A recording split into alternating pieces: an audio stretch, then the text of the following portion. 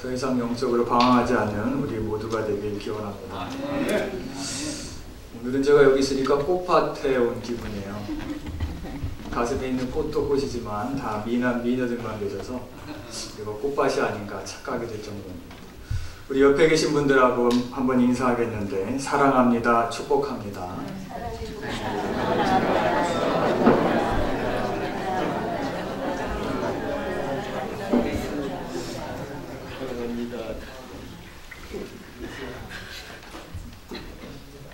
얼마 전에 어느 젊은 남편이 아내를 갑자기 사고로 잃고 나서 유치원 다니는 그 아들과 함께 생활하면서 쓴 수기를 읽고 제가 눈물을 펑펑 흘린 적이 있습니다. 길은 내용인데 그 중에서 한 이야기만 이제 소개해드리면, 이제 그 매를 몇 번 이 아빠가 아이를 때린 거를 자기가 이제 기록하면서 그 이야기를 적은 내용입니다. 한 번은 이제 아내가 이제 갑자기 사고로 죽은 지 4년 정도가 지났는데, 아이를 아침에 유치원에 데려다 주고 출근하고 또 퇴근할 때쯤 와서 다시 데리고 오고 하는데, 그날 이제 지방 출장을 가서 새벽에 일찍 가야 됐다고 합니다. 그래서 이제 일찍 나가고 아이한테 이것저것을 잠결에 있는 아이한테 먹고 가는 거를 얘기해주고, 또 출장 가서도 계속 전화로 아이가 이제 유치원 그 아침밥을 먹고 유치원 차를 타도록 이렇게 전화로 신경을 썼습니다. 근데 이제 늦게까지 지방 출장을 다 마치고 8시 넘어 늦게 이제 왔는데, 하도 피곤해서 이제 옷을 벗고 너무 피곤해서 침대에 딱 누웠습니다. 그랬더니 갑자기 침대에서 그냥 퍽 하는 소리와 함께 이 라면이 그냥 솟아오르는 겁니다. 그래서 온 침대가 다 그 라면과 라면 국물로 그냥 뒤범벅이 됐습니다. 옷은 물론이고. 이 아빠가 피곤한 데다가 이런 끔찍한 일을 당하니까 너무 화가 나가지고 옷걸이를 빼서 그 아이 거실에서 장난 갖고 놀고 있는 그 아이를 그냥 엉덩이서부터 때렸습니다. 근데 아이가 맞으면서 하는 이야기에 아빠가 멈칫했습니다. 아이가 하는 이야기는 이런 이야기입니다. 아빠가 그 차려놓은 아침밥을 먹고 이제 유치원에 갔고, 유치원에서 이제 점심을 주는 것을 먹고 저녁에 돌아왔는데 이제 배가 고파서 먹으려고 하는데, 아빠가 이 가스레인지를 틀지 말라 그래서 그 보일러에 그 온수를 틀어서 이제 컵라면을 먹었습니다. 이제 컵라면을 먹다가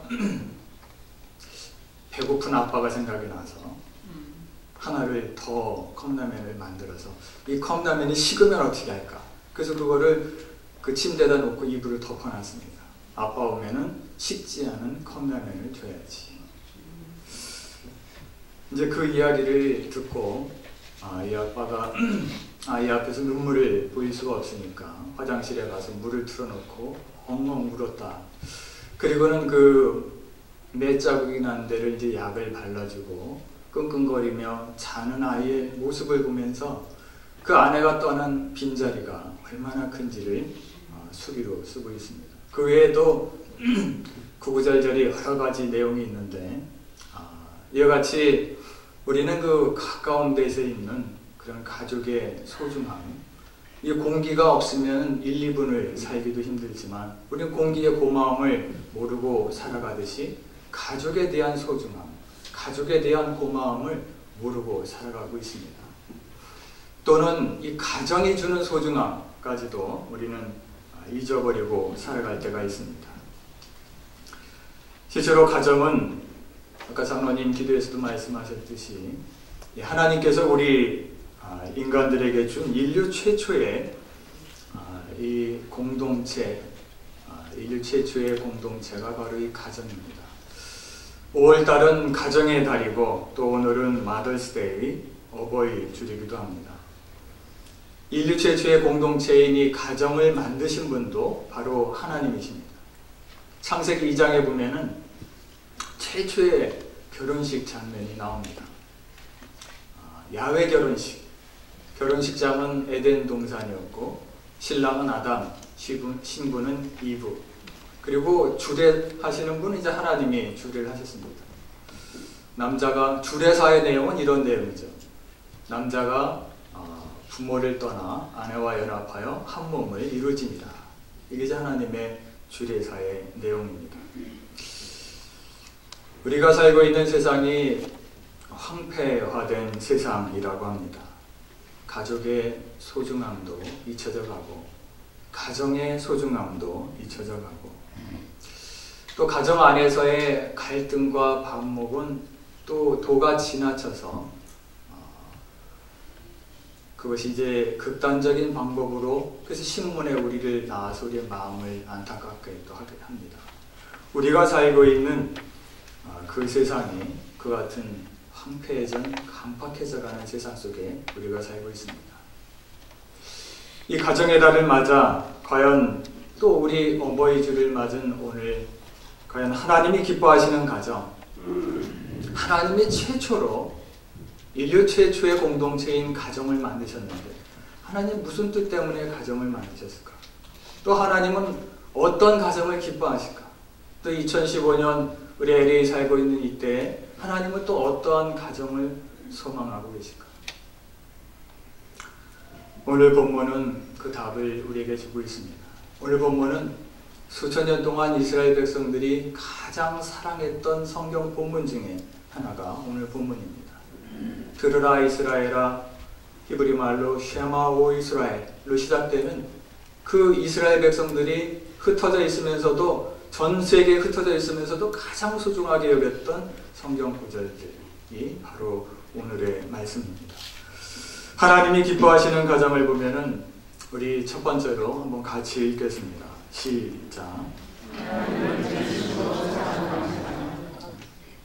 하나님을 사랑하는데 건성으로 사랑하는 게 아니라 전심으로 사랑하는 거죠. 오늘 본문에 그 같은 오늘 본문에 있는 6장 5절 말씀 사랑하되 어떻게 사랑하는지를 우리에게 말씀하고 계십니다. 우리 한번 같이 있습니다. 너는 시작. 너는 마음을 다하고 뜻을 다하고 정의를 다하여 내 하나님으로 살아라. 하나님을 사랑하는데 마음을 다하고, 이 마음이라는 것은 히브리어 원어를 보면 이 심장, 중심, 나 여호와 하나님은 너희들은 외모를 보거니와 나 여호와 하나님은 중심을 보느니라 할 때 똑같은 히브리어를 쓰고 있습니다. 마음 중심. 그러므로 하나님을 사랑하는데 마음을 다하고 중심을 다해서 겉으로만 사랑하는 게 아니라 중심을 다해서 하나님을 사랑하라. 옛말에 비둘기가 나무에 앉아 있어도 그 마음은 어디에 가 있다? 콩밭에 가 있다. 비둘기가 나무에 앉아 있지만 그 마음은 항상 콩밭에 가 있다. 이제 우리들은 이 마음이 콩밭에 가 있는 것이 아니라 마음이 늘 하나님께로 가 있는, 너희들이 하나님을 사랑하는데 그 마음 중심을 다해서 하나님을 사랑하라. 우리가 하나님을 이와 같이 중심을 다해 사랑하면은 우리의 마음도 하나님의 마음으로 점점 닮아갑니다. 우리가 마음 중심에서 하나님을 사랑하고 또 하나님을 바라보며 살아가게 되면은 우리도 어느새 모르게 하나님의 마음을 닮아가게 됩니다. 하나님의 마음이 과연 무슨 마음일까요? 하나님의 마음. 하나님의 마음을 예수님께서는 이 누가복음에 이렇게 비유를 하고 계십니다. 옛날에 한 사람이 두 아들이 있었는데 둘째 아들이 재산을 미리 달라고 해서 그 유산을 갖고 먼 나라로 떠났더라. 근데 그 아들이 그 나라에서 먼 나라에서 재산을 다 소비하고 탕진하고 빈털터리가 돼서 다시 집으로 돌아왔느니라. 그때 그 둘째 아들을 맞이하는 두 사람이 있었으니 한 사람은 아버지고 한 사람은 그 형 큰아들이었더라. 큰아들은 어땠죠? 어이구 동생이 왔구나, 나가서 안고 기뻐하고 즐거워하는 큰아들이었을까요? 큰아들은 어땠을까요? 그 동생이 왔는데 내 동생, 내 사랑하는 동생, 자 큰아들의 소리를 듣겠습니다. 우리 누가복음 15장에 있는 말씀 저가 놓아요. 같이 있습니다. 시작. 저가 놓아요. 아버지께 대답하여 가로되 내가 너희 아버지를 섬기며 물령을 먹임이 없거니 내일은 정신을 주어 나와 내 벗으로 지키게 하신 일이 없더니 우리 아들이 돌아오는 그를 인하여 갈진 부활을 갚으셨나이다. 그 동생이 나갔다가 돌아오면은 반가워서 동생이 왔다고 허거해야 될 텐데 화를 냅니다. 큰아들이 화가 나서 말하기를 나는 아버지 앞에서 열심히 섬겼는데 염소 새끼도 잡아주지 않더니 이 동생을 위해서는 어찌 살찐 송아지를 잡았나이까. 화를 내고 불평하고 불만하는 그 둘째 아들의 모습입니다. 여기 아버지가 하는 이야기가 내 분깃이 내 재산이 줄어들까 걱정하지 말라. 그것 때문에 화내지 말라. 동생이 다시 왔다고 내 재산이 충나지는 않는다. 내 것이 다 네 것이 아니냐. 이 동생은 죽었다가 살았으며 내가 잃었다가 얻었기로 우리가 즐거워하고 기뻐하는 것이 마땅합니다.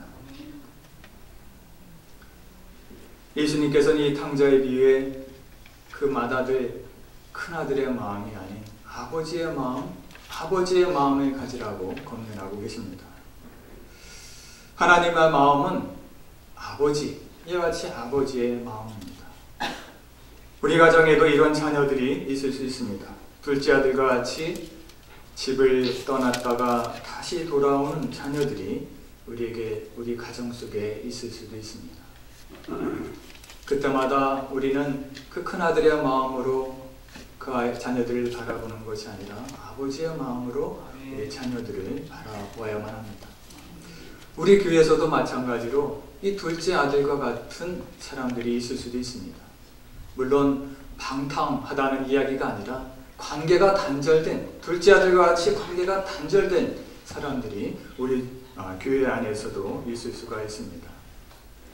이 둘째 아들은 먼 나라에 갔다가 재산을 다 탕진하고 그 돼지가 먹는 돼지 쥐염 열매를 먹으려고 노력했지만 그것조차도 주는 사람이 없었더라. 돈이 있을 때는 주변에 많은 사람들이 있었지만 그가 빈털터리가 되고 나서 모든 관계가 단절돼서 돼지 먹이조차도 주는 사람이 없을 정도로 철저하게 관계가 단절된 상태가 이 둘째 아들의 상태입니다.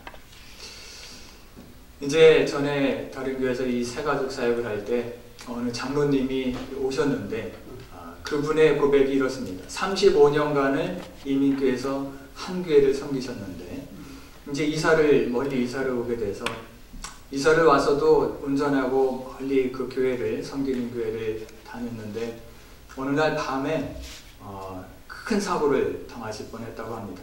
그 다음부터는 이제 밤 운전이 안 되겠구나. 그래서 이제 가까운 교회를 왔노라 하고서 이제 그분이 오셨습니다. 이민교회에서 35년을 섬겼으면 그냥 신앙생활로 끝나지가 않습니다. 모든 그분의 삶 전체가 그곳에 묻어있는 것이 이민교회 35년입니다. 근데 그분이 오셨으니까 새로 오셔서 아무런 그 교회에 관계가 커넥션이 없습니다. 모든 것이 단절된 상태. 또한 이 탕자에 비해서 둘째 아들은 재산을 다 탕진하고 돌아왔기 때문에 어떠한 기득권, 이전에는 둘째 아들이라는 기득권이 있었지만 그 어떠한 기득권도 없습니다. 이 교회 안에서의 둘째 아들들은 이 새로운 가족들이 특히 그러리라 생각이 됩니다. 어떠한 기득권도 없고 심지어는 어느 자리에 앉을지조차도 조심스럽습니다. 또 불안합니다. 이 둘째 아들은 혹시 아버지가 나를 야단쳐서 쫓아내진 않을까?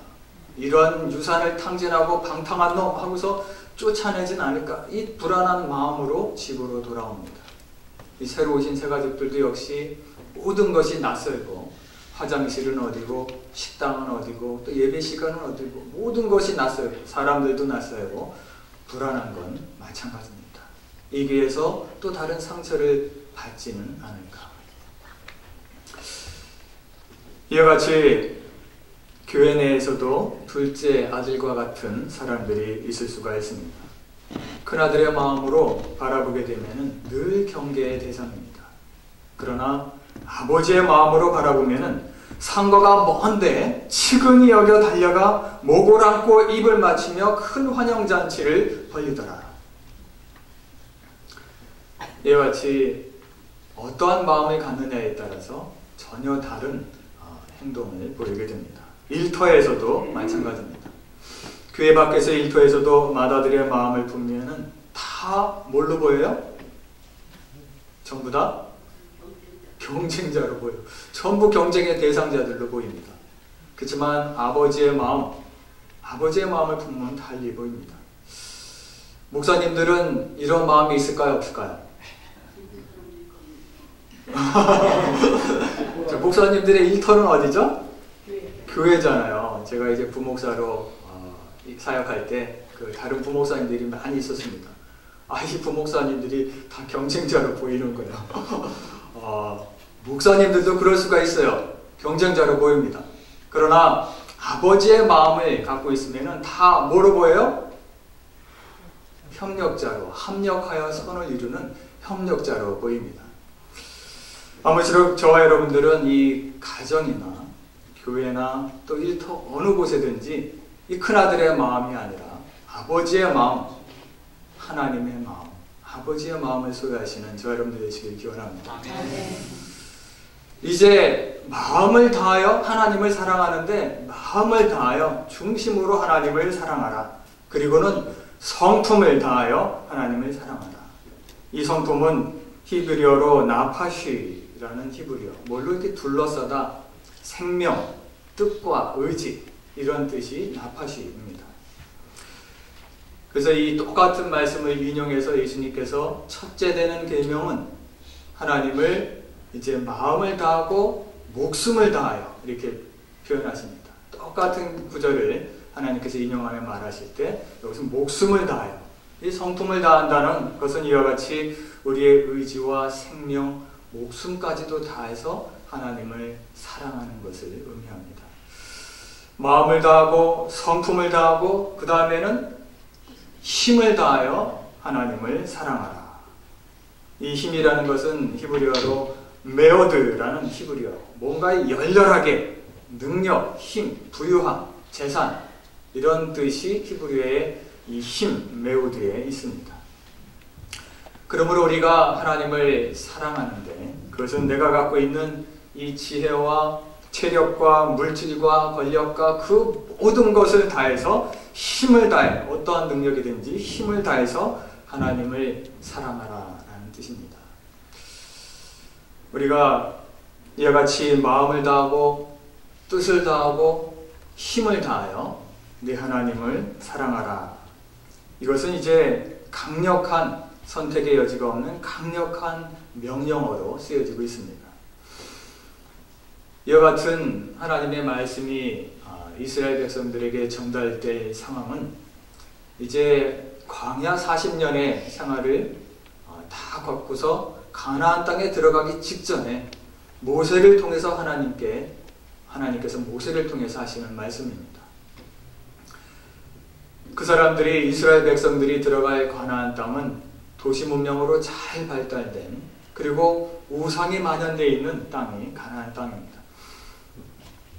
가나안의 신들은 눈에 보이는 신, 하나님은 눈에 보이지 않는 하나님이지만 가나안의 신들은 눈에 보이는 아세라와 바알, 목상들, 눈에 보이는 신들이고, 그 가나안의 신들은 귀가 솔깃하게 하는 신입니다. 풍요와 다산, 너희들이 우리를 경배하면은 큰 풍년이 일 거야, 그리고 자녀들을 많이 낳을 거야, 이런 풍요와 다산에 대한 신들이 가나안의 신들입니다. 하나님께서는 그러한 것들에 한눈을 팔지 말고 나 여호와만을 사랑하라. 나는 오직 하나뿐인 여호와라. 하나님을 사랑하는데 전심을 다해서 사랑할 것을 오늘 이 6장의 앞부분에 4장과 5장에서도 역시 반복해서 말씀하십니다. 4장에 보면은 내 하나님 여호와는 소멸하는 불이시요 뭐 하시는 하나님이시라? 질투하시는 하나님이시다.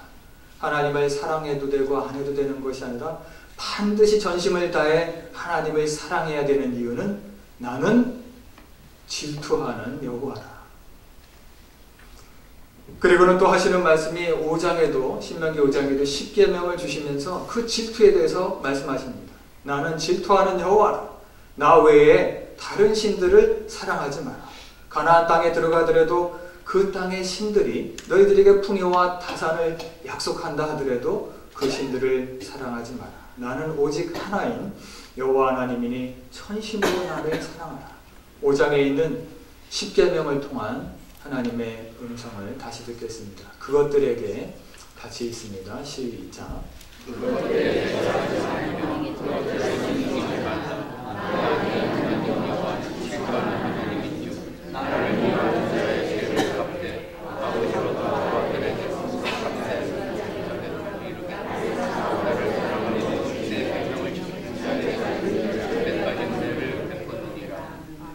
하나님은 계속 신명기를 통해서 반복해서 말씀하십니다. 너희들이 들어갈 땅은 지금 광야 40년 동안 그 바닥에서 자고 하늘을 지붕 삼아 사는 그런 열악한 상황이 아니라 잘 발달된 도시 문명으로 너희들이 가나안 땅에 들어갈 것인데, 또한 그곳에 있는 신들은 눈에 보이는 너희들이 만질 수 있는 아세라 목상같이 만질 수 있는 신이고 풍요와 다산을 약속하는 신일 터인데 그곳에 한눈을 팔지 마라. 나는 질투하는 여호와 하나님입니다.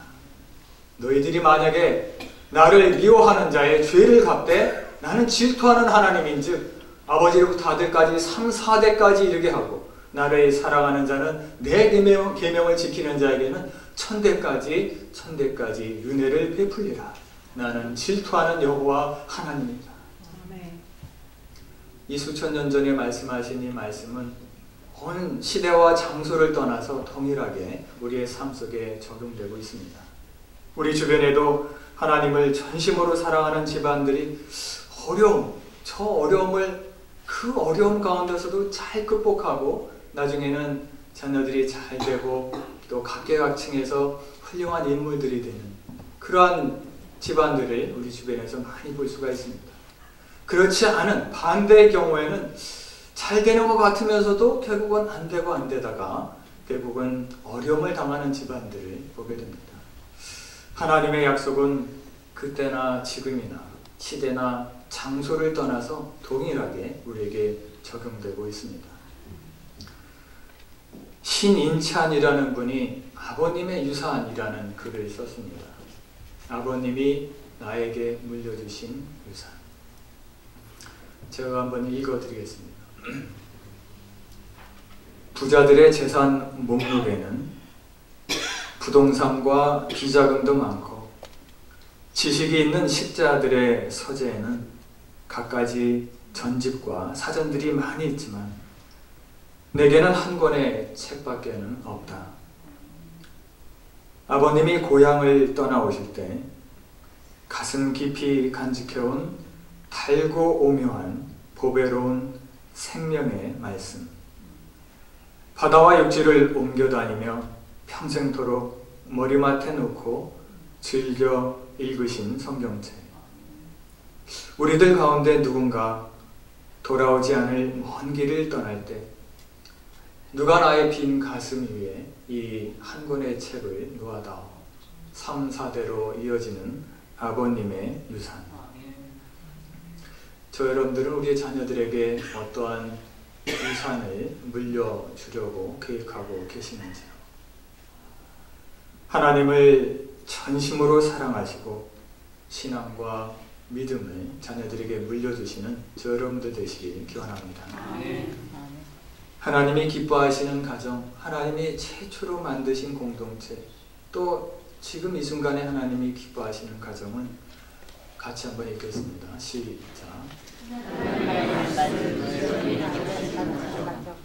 오늘 본문에서도 여러 번 반복해서 하시는 말씀이 2절에도 이제 이는 곧 너희의 하나님 여호와께서 너희에게 가르치라고 명하신 명령과 규례와 법도니라.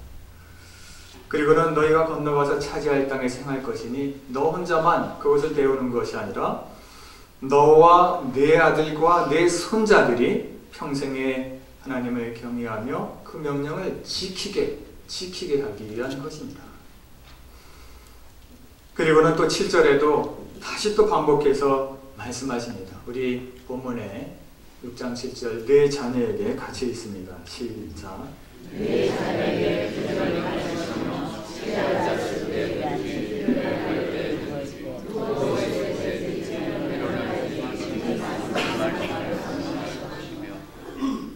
이와 같이 가르치라는 것을 반복하시면서 말씀하시는데 자녀들에게 그냥 가르치는 것이 아니라 부지런히 가르치고 어느 때를 막론하고 길에 집에 앉았을 때나 길에 갈 때나 누웠을 때나 일어날 때지 어느 때를 막론하고 부지런히 기회만 있으면은 살아계신 하나님의 말씀을 가르쳐라. 근데 이 가르치기 위해서는 먼저 조건이 있는데 무슨 조건이죠? 가르치기 위해서는